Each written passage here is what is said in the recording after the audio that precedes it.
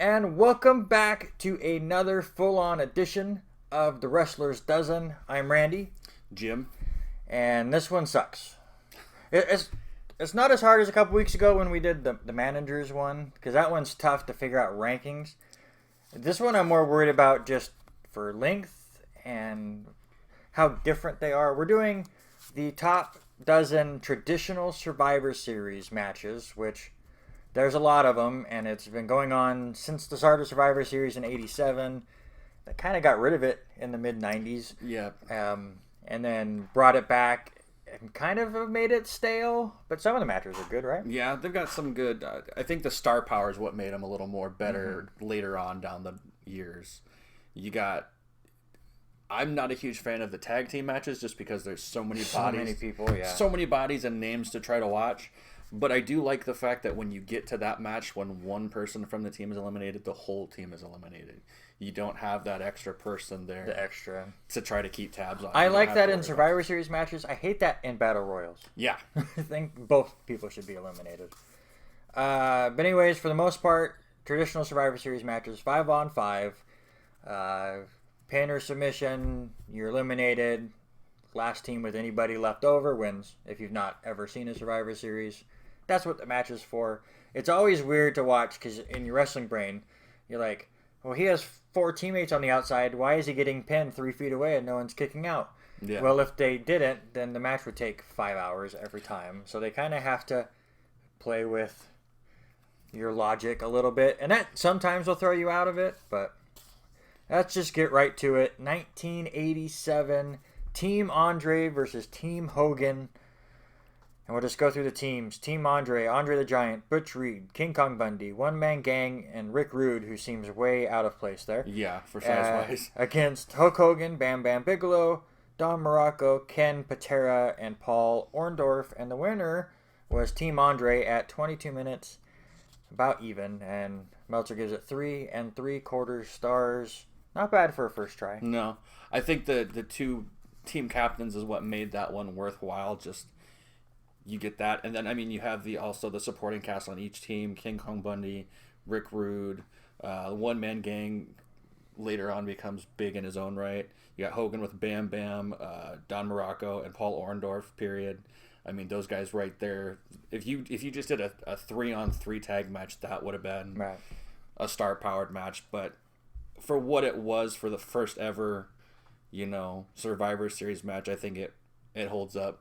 Yeah, and the most part. This is coming the fall after WrestleMania 3, so they're still playing off of that. Andre being the bad guy, Hogan trying to overcome the odds, and I don't think it's going to end up high on the list, but again, the first year, it was okay.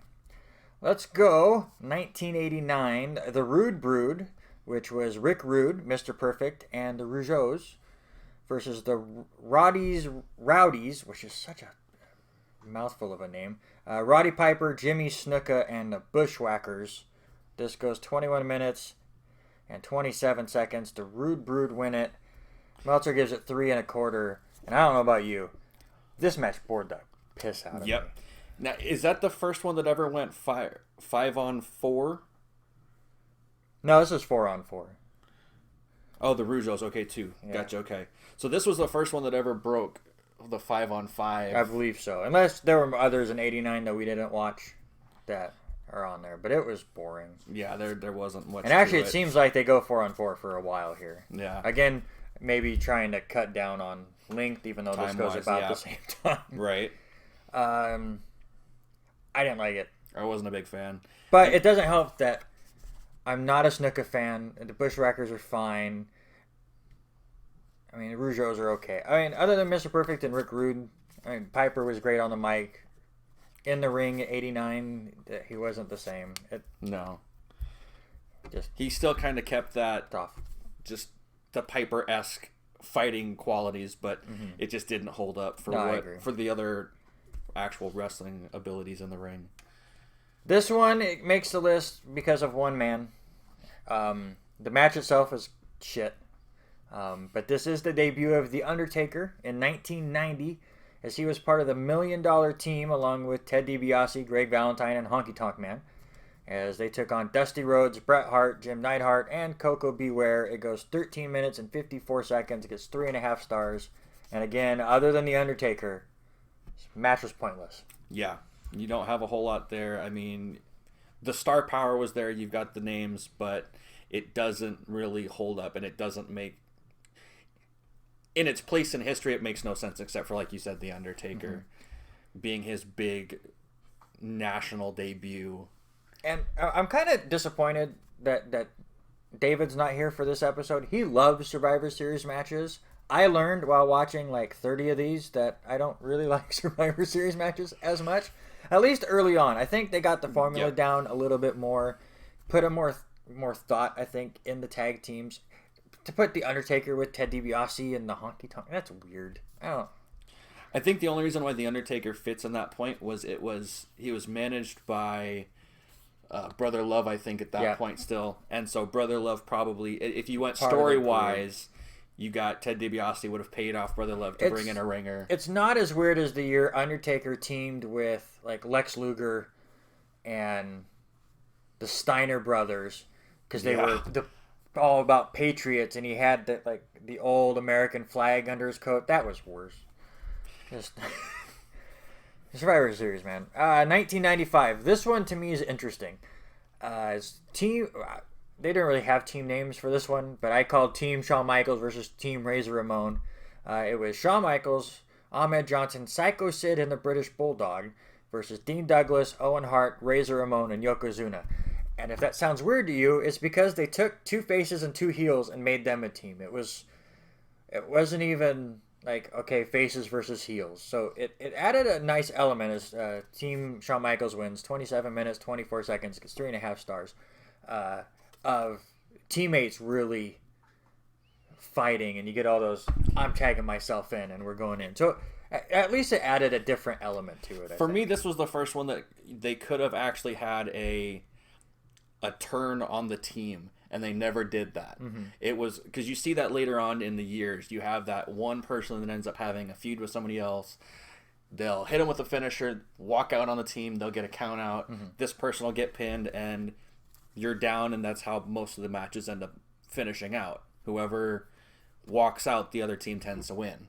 So this is the first one that could have done that. However, it didn't, and I liked the fact that it didn't, because it kept it a surprise. I think this one was going to go at least high mid-tier, maybe bottom of the first tier. I'd say first one that makes the second tier. The rest are all bottom. But I like that they didn't do anything like that because, I mean, the characters set it up themselves, where you had good and bad and rivals. At that point, HBK and Sid aren't the happiest people with each other. Bulldog and Hart, I think, were a tag team at this point. Yeah. But they went back and forth. Probably also just went after the first Intercontinental belt around that time, too. Razor and Dean were in a feud at that point. So it was interesting. Dean Douglas, to me, on that match alone, probably was the only one that didn't have the mega star power at that point. He was good, and he was known, but he wasn't like... Well, if you ask Dean, it was because of Shawn Michaels. Well, yeah. All right, so then we skip another 6 years, and then they start getting better with... They got rid of Survivor Series team name, sadly, but they got really good at this. And this one was 2001. It was the big blow-off for the WCW Invasion angle that was not good. I mean, we're not going to say that. This match, however, was very good. For Team WWF, it was Chris Jericho, who was a WCW guy. Kane, Big Show, The Rock, and The Undertaker. Also Big Show, a WCW guy. They could have said The Undertaker as a WCW guy. He was there for a minute. Against Booker T, makes sense.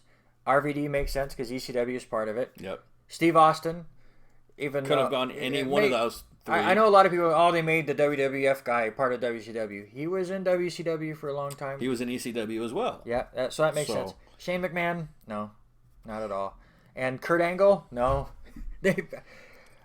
That's where they blew it up. Obviously, it hurts because you don't get a lot of the big WCW guys coming over because they went, we'll sit out our contracts. It's fine.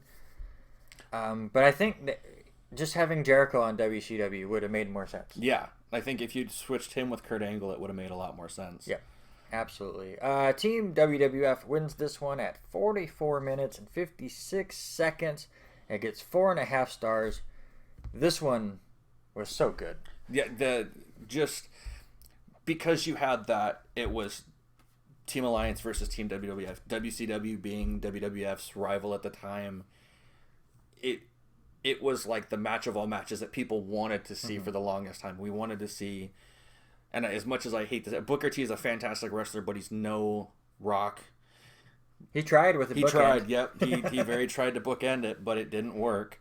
And you get guys like Team Alliance had no size to them. They were all speed and quickness, and it worked because of the supporting cast you had on each team. And I hate to say it, but even giving Shane McMahon a slot on Team Alliance, he's not one that can wrestle all that great. He blows up very quickly, but he can add that everyman, like, I'm fighting for my company, for my business, and this is what it needs to be. Yeah, and I know a lot of people hate on Shane McMahon for his last year or two in the company, but at least he was wrestling back then.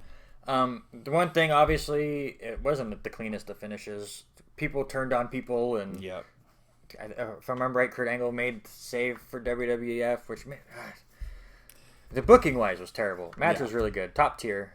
This one as well. Top tier. 2003. Kind of the same stipulation, but you didn't really know who the winner was going to be. You knew Team WWF was going to win that one. Had to. Team Bischoff of Chris Jericho, Christian, Mark Henry, Randy Orton, and Scott Steiner. Versus Team Austin of Booker T, the Dudley Boys, RVD, and HBK. Bischoff's team wins at 27 minutes and 27 seconds. Gets 4.5 stars. My favorite part of this match was the ending when I believe it's Orton and HBK are the final two. You get a bunch of run-ins and stuff. Austin starts getting involved and trying to fix all the ruckus. They all move up the ramp. You get another run-in that hurts Austin, and Orton gets the victory, and you see Austin turn around going, I lost my job. Yeah. The build-up to it was awesome. I think the match delivered. The run-ins made it more interesting. The length of the match was pretty much perfect for what you had. And this is where I think that they've kind of, this is where they start to whittle down the length of the matches. Yeah. For the most part, you have a couple more that are still up in the 40 hold and on. 50 minutes. Just hold on. When you get them up into the 40 and 50 minutes, those are the ones that are a little harder to retain your attention. But again, when you have to watch like 30 of these to prep for this, 45-minute matches suck. As good as they can be. Like Randy and I said, we both started watching probably right around the same time when we, like 95, a little bit before that, when these were the stars that we remember seeing, and you start following these stars, and when they start making comebacks, you get more into that, whereas the older ones, it was harder to pay attention to. You start to really follow the schematic of the match, how it needs to be. And then it goes off the rails a little bit. You get the first of the Team SmackDown versus Team Raws in 2005. For SmackDown, it was Batista, Bobby Lashley, JBL, Randy Orton, and Rey Mysterio. Team Raw was Carlito, Chris Masters, Kane, HBK, and The Big Show. Winners were SmackDown at 24 minutes and a second. Gets 3.5 stars. The match was fine, but it kind of starts showing that they just throw 5 people in there. Like, there's no cohesion in here. There's no major rivalries that you can really play off. I know people will look at it and go, oh, Carlito and Chris Masters, what are they doing in this big match? They were really pushing them at this point. A few months later, they're in the final 3 of the Elimination Chamber for the championship, which Cena ends up winning, and then Edge comes and cashes in the Money in the Bank. So the match is fine, but it kind of takes away from what I think Survivor Series is supposed to be, where you have that something to really fight for, and brand supremacy doesn't do it for me.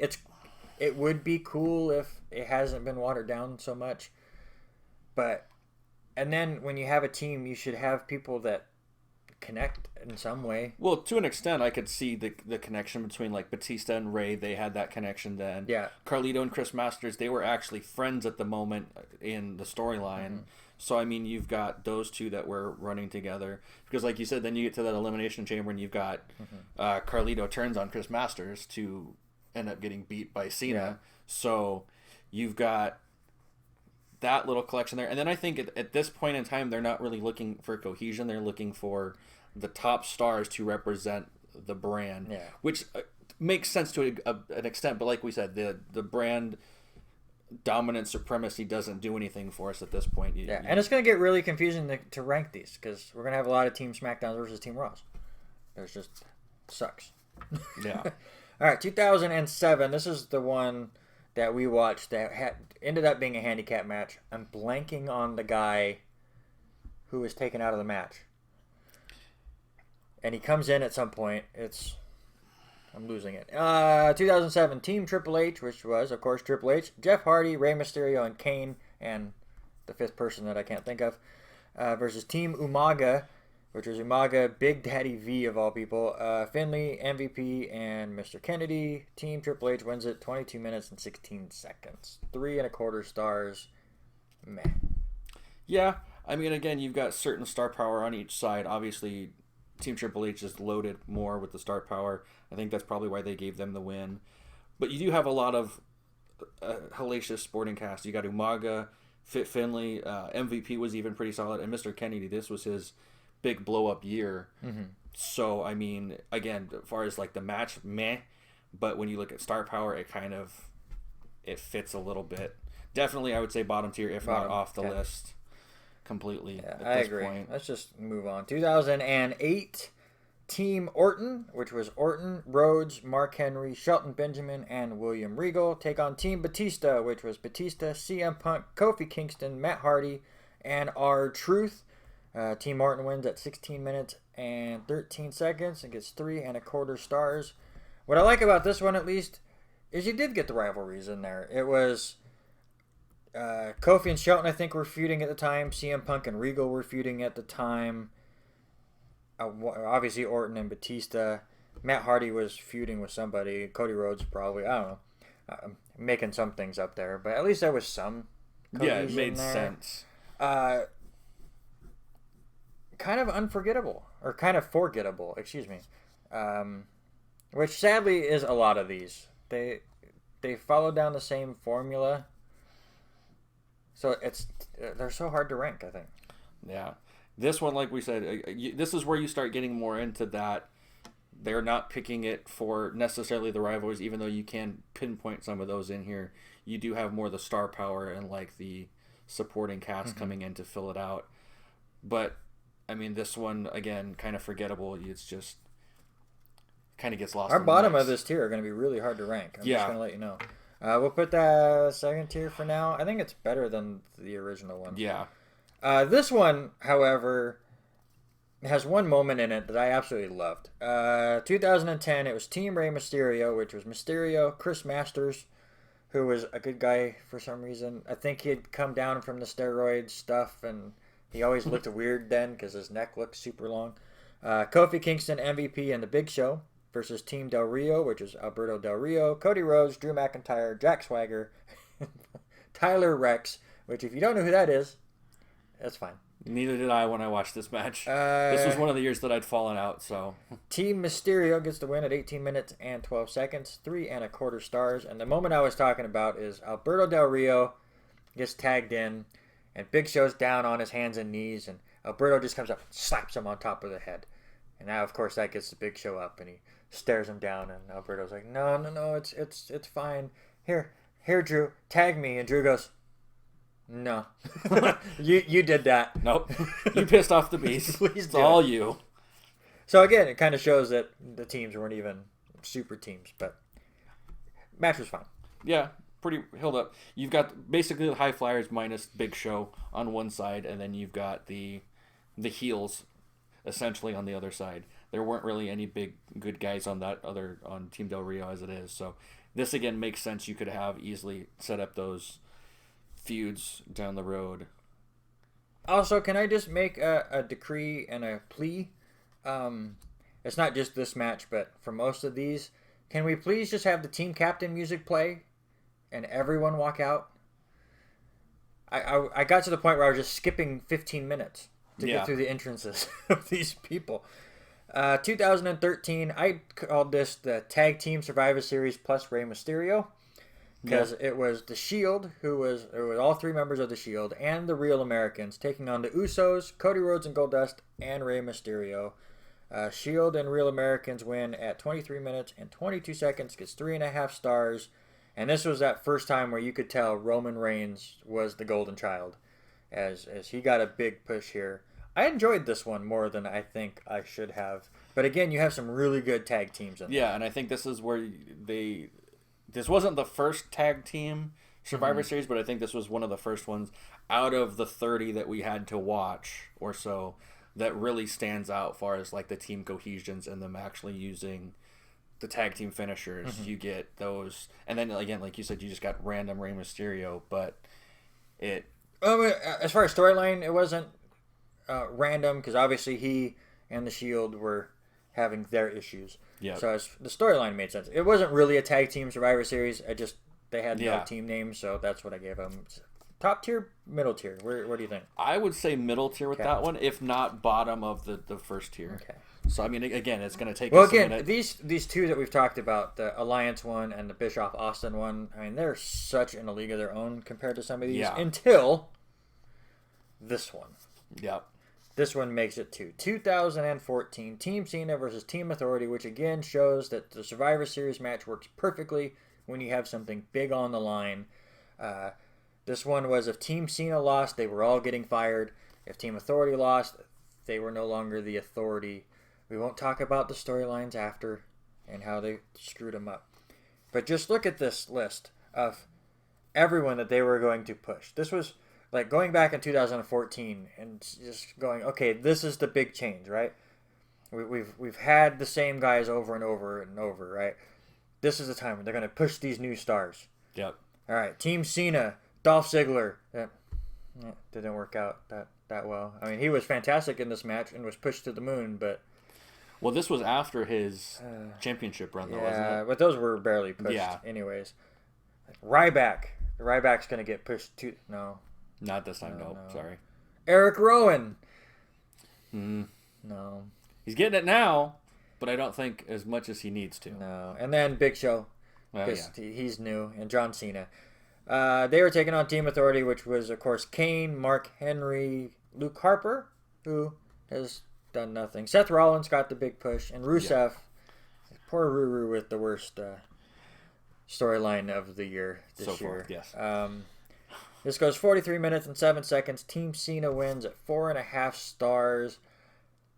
Fantastic match through and through. The storytelling at the end of it, where it was down to 4-on-3, and then was it 4-on-3 or 3-on-3? And the Big Show went, screw it, I'm done, and knocks out Cena. Yep. I think it was 3-on-3 at that time, which made no sense. Well, excuse me, Ziggler was dead at this point on the outside.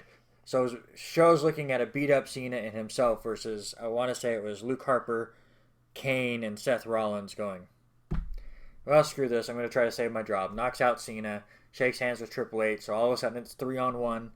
And then, again, that super push that we all thought Ziggler was going to get, and he does fantastic as that babyface in peril through the whole time. Works it down to he and Rollins. They have a fantastic few minutes. Triple H interferes, which brings the debut of Sting out, which was just complete bonkers. Nobody saw that coming, I think, for that.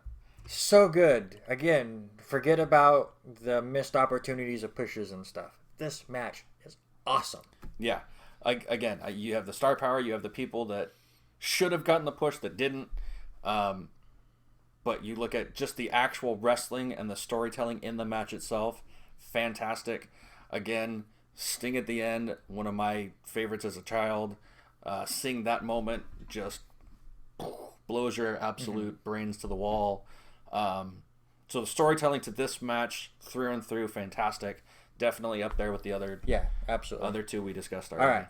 This one, I think, may end up top tier, but I'll see what you think. But it is kind of that this is the situation you were talking about. Tag Team Survivor Series match of 2016. Remember, every name I say, every pair I say here is two people, even if they have a tag team name. Cesaro and Sheamus, Enzo and Cass, The New Day, which was Big E and Kofi in this one, The Shining Stars, Gallows and Anderson. That's not just the whole match. That was one team. That was Team Raw.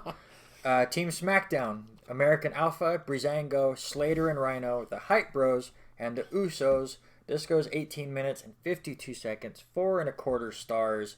I loved this match. Team Raw wins it. The fact that I think the intros took longer than the match is one thing, because you had to have Enzo and Cass do their bit, and then you had to have the New Day come and do their bit, and the Usos at that point they weren't as much of their tribal dance stage, but they were changing at that point. And then again, for a match that has Slater and Rhino, Breezango, the Hype Bros, the Shining Stars who never won matches, for them to be in this match kicked so much ass. It was just super fast action. There was never a down moment. I loved it. It was good. That was one of the, again, like I said, I'm personally not a big fan of the tag team Survivor Series matches because there are so many bodies in it, and you literally have almost the entire ring wrapped in people where they could literally tag the other team and pop them and pull somebody off. You couldn't throw people off the ropes for the first 5 minutes because you would run into people.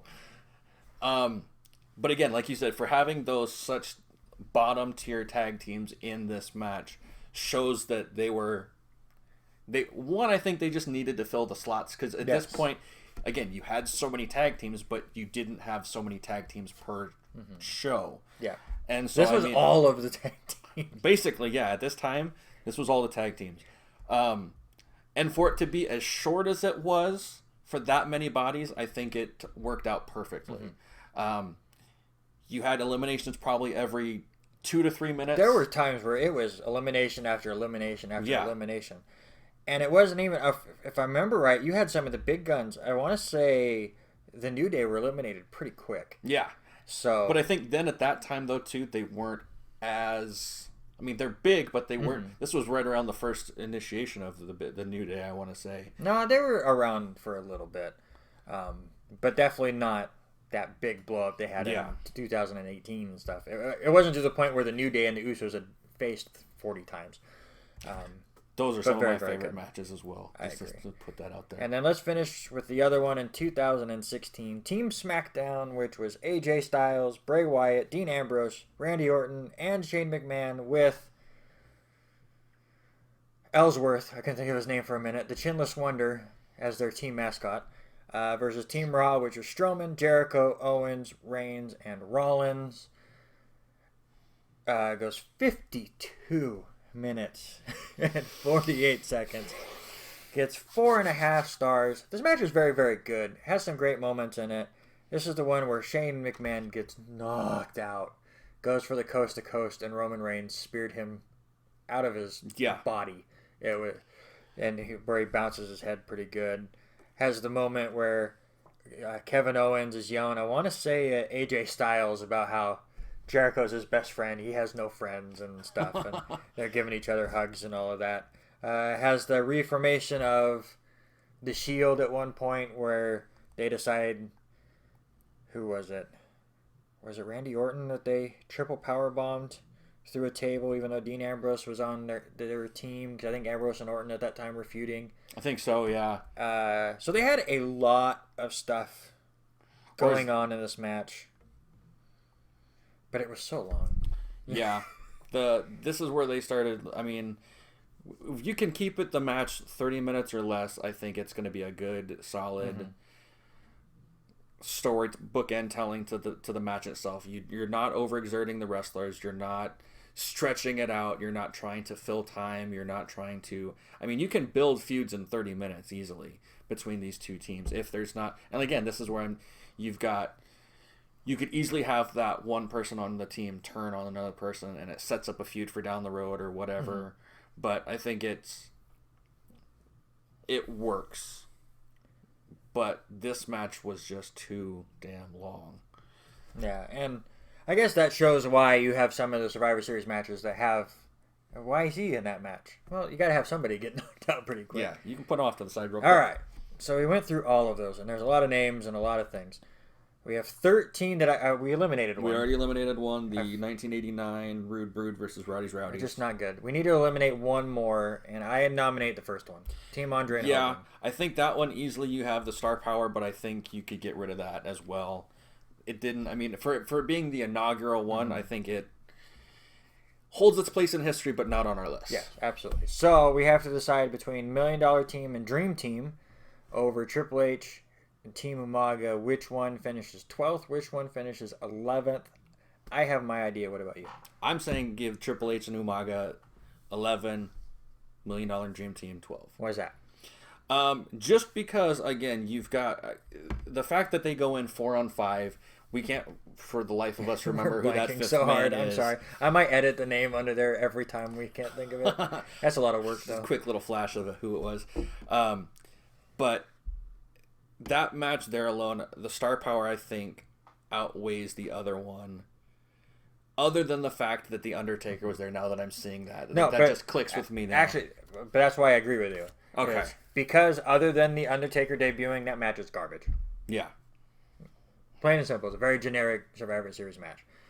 All right, so then we have the next tier, and which we said Mysterio and Del Rio was pretty good. We said the tag teams was pretty good.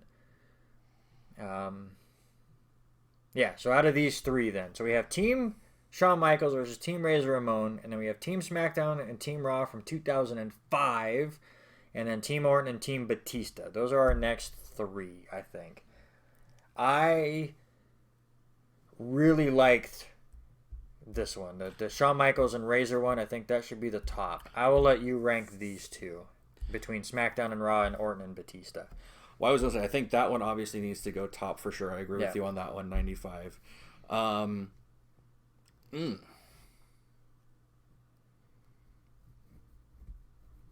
will almost give it to 2005 over 2008. Okay. Simply because, again, you have those... You could have those two matchups, the two final two, where you could go Batista and Rey Mysterio versus HBK and Big Show, or Chris Masters and Carlito, or Kane and Big Show for the size against. And I do think it was smaller the first SmackDown versus Raw one. I think so, yeah. All right, so then the next two, we have Team Mysterio and Team Del Rio, or what I call the Tag Team Survivor Series plus Rey. I say 2013 gets a nod because 2010 had Tyler Rex. Yes, totally agree there. Because again, like I said, when I watched that one, I had to literally stop and ask myself, who is Tyler Rex? Look at Tyler Rex. He didn't. I had no clue, folks. All right, I'll let you decide. We have two Survivor Series matches from 2016: the tag teams or the marathon. Which one gets the nod? I will give it to the tag teams. Thank you. Simply for the fact, again, the marathon, the 52-minute mile marker, had that star power. I definitely think it could have held up, but the length is what kind of threw me off. Like, you can't... I can sit through a good Iron Man match if they make it worthwhile, but when you put 10 on 10 and you've got it just dragging and dragging and dragging, it doesn't work. All right, so our top three. 2001, Team WWF versus Team Alliance. 2003, Team Bischoff versus Team Austin. And 2014, Team Cena versus Team Authority. Which one do you believe does not make the top two? I'm going to say Batista or Bischoff and Austin. I love that match that had good storytelling with Austin losing his job at the end, but I also don't think it had that history-making moment where you didn't have the debut of Sting with the 2014 Cena and Authority match. You didn't have just the first ever face-off between WCW and WWF guys, or WWF and ECW guys, unless they joined the company. Or WWF guys pretending to be Alliance members. Yeah. But I get it. I think I agree with you. Bischoff and Austin's a very good match. But there was still significance to this, even though the storyline did not go the way I think even they wanted it to. And at that point, it had kind of played out. But the match itself was very good. To me, number one is Team Cena versus Team Authority. It told such a great story, had such a great ending. The surprise at the end helps as well. I think, to me, that's number one. Do you agree? I agree. Just, again, like you said, the storybook ending with the Sting appearance. You've got the match itself drawing out the way that it did, where it's actually something major on the line instead of just brand supremacy at that point. I think that worked really well for the time and what wrestling needed at that moment. Yeah. All right. So we'll just do the top 5 because they're mouthfuls, people. 2014, Team Cena and Team Authorities number 1. Team WWF and Team Alliance in 2001 is second. Third is Team Bischoff and Team Austin from 2003. Our fourth and fifth were both from 2016. The Tag Team Survivor Series match gets fourth, and then the regular SmackDown versus Raw ends up fifth. And I think you and I both agree, as far as the main gimmick matches for the WWE that they go out, Money in the Bank, Royal Rumble. I'll throw in King of the Ring, even though they barely do that anymore. It's not the pay-per-view it used to be. Or Survivor Series. I think Survivor Series is our least favorite. As far as us two. I know Doof is going to watch this and lose his mind because he loves this. But I think out of those, throw in the Elimination Chamber now too. This one is the hardest to rate, I think, because they for the most part play through the same bits and pieces and go through the same notes, and it's tough when you watch 30 of these in a couple weeks. I managed it in like 3 or 4 days. I know you did. It was impressive. And I wasn't. It was, but it was definitely. It was a moment where I had nothing better to do, and this was like the first challenge that they gave me. Here, watch these ones, and you can dive on this one. And I was like, okay, yeah, we'll do that. Sam's like, I want on the YouTube channel. All right, here's your test, and he did it. So welcome. I think I passed. All right, so we'll be back with a top 6 next week. But for now, enjoy Survivor Series, and we'll see you next time. Have a good week, folks.